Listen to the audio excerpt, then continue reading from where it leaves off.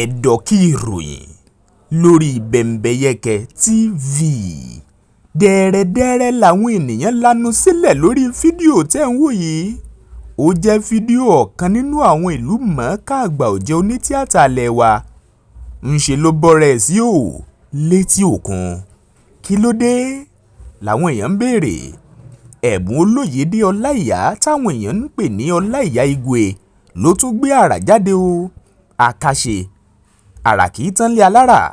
ńṣe ni Olaiya bú ara rẹ̀ sí ọmọlúàbí létí òkun láti ṣe àdúrà fún Bọ́lá Tinubu tó jẹ́ olùdíje sípò ààrẹ lábẹ́ ẹgbẹ́ òṣèlú All Progressives Congress APC kó lè wọlé sípò ààrẹ.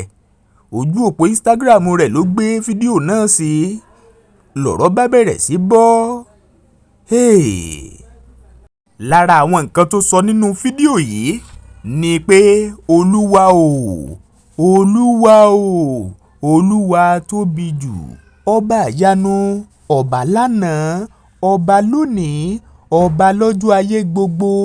mo pè ọ́, èmi ẹ̀bùn Lukman Olóyèdé Olaiya Igwe, mo wá pè ẹ́, mo wá sádìẹ́. a kì í rídìí òkun, a kì í rídìí ọ̀sà, a kì í rídìí ọmọ onígèlègélé.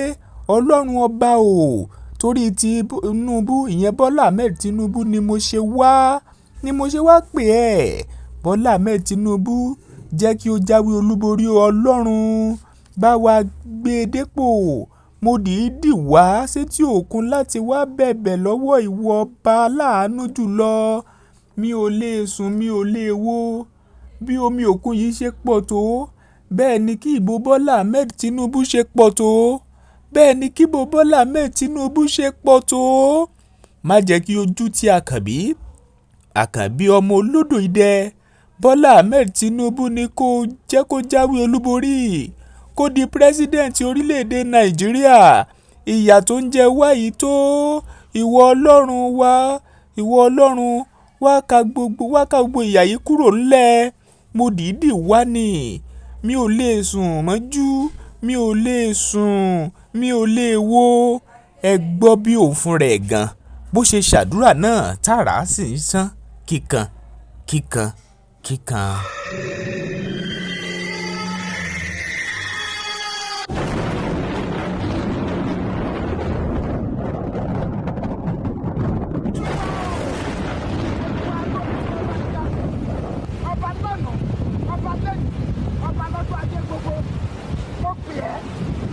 ẹ̀bùn Lukman Olóyèdé Olaiya Igwe, mo wá pè ẹ́, mo wá sádìẹ́. a kì í rídìí òkun, a kì í rídìí ọ̀sà, a kì í rídìí ọmọ ní bí omi òkun yìí ṣe pọ̀ tó. bẹ́ẹ̀ ni kí ìbò Bọ́lá Ahmed ṣe pọ̀ bí omi òkun yìí ṣe pọ̀ tó. bẹ́ẹ̀ ni kí ìbò Bọ́lá Ahmed ṣe pọ̀. má jẹ́ kójú ti wá, má jẹ́ kójú ti àkànbí ọmọ olódò jẹ Bọ́lá Ahmed Jagaban. òun ni kò jẹ́ ó jáwé olúborí, kó di president orílẹ̀-èdè Nàìjíríà. ìyà tó ń jẹ wá, ìwọ Ọlọ́run wá ká gbogbo ìyà yìí kúrò. mo dìídì wá, mi ò lè sùn mọ́jú, mi ò lè wo gẹ́lẹ́gẹ́lẹ́. ọlọ́run ọba o, torí Bọ́lá Ahmed Tinubu mo ṣe wá pè ẹ́. Bọ́lá Ahmed Tinubu, jẹ́ kó jáwé olúborí. ọlọ́run bá wa gbé dépò. mo dìídì wá sí òkun láti wá bẹ̀bẹ̀ fún ìwọ Ọlọ́run ọba aláàánú jùlọ. bí omi òkun yìí ṣe pọ̀ tó, bẹ́ẹ̀ ni kí ìbò Bọ́lá Ahmed ṣe pọ̀. bí omi òkun yìí ṣe pọ̀ tó, bẹ́ẹ̀ ni kí ìbò Bọ́lá Ahmed ṣe pọ̀. má jẹ́ kójú ti wá, má jẹ́ kójú ti àkànbí ọmọ olódò jẹ Bọ́lá Ahmed. oríṣiríṣi ojú lọ̀pọ̀ fi ń wo fídíò yìí. lẹ́yìn ìgbà tí wọ́n wò tán, ọ̀pọ̀ wí pé kò bá àṣà Yorùbá mu. àwọn kan sọ pé ẹ̀sìn Islam tó lóun ṣe gan-an kò fààyè gbà, kò sì fọwọ́ sí i. wọ́n ní gbígbàdúrà ní òòtún kọ́ni tó jẹ́ ogun gan. wọ́n ní àmọ́ ibi tó ti ṣe èyí gan nìjàngbọ̀n tí kò sì tọ̀nà pínpín. inú ilé ẹni ló yẹ kó jẹ́ tó bá tiẹ̀ jẹ́ pé èèyàn fẹ́ bọ́ra ẹni sí òò. lójú àwọn kan, wọ́n sọ pé kò sóhun tó burú ń bẹ. àwọn kan ní ṣe bó ti gbowó ni, bí ò bá gbowó ṣé yóò wá bọ́ síta bí eléyìí kó bẹ̀rẹ̀ sí máa bọ́rẹ̀ sí òwò ọmọlúàbí.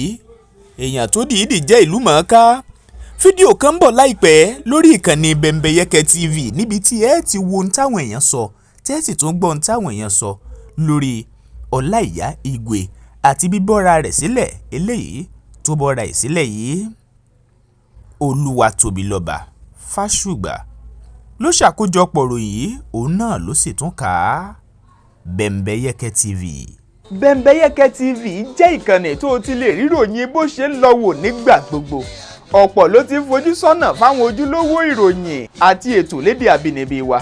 Kí ẹ lè máa rí wò, ẹ subscribe sí Bembeyeke TV lójú òpó YouTube yín. Ẹ tẹ notification bell, option all, ẹ like kẹ́ comment ló bá tán. Gbogbo ìgbà tí ìròyìn bá ti balẹ̀ wàjà ní ìsọfúnni yóò máa dé sọ́dọ̀ yín. Bembeyeke TV, ojúlówó ìsọfúnni. Ẹ máa wò ó lóní Bembeyeke. Fàánú yanjú Ọlọ́run mi, fàánú yanjú ẹ o.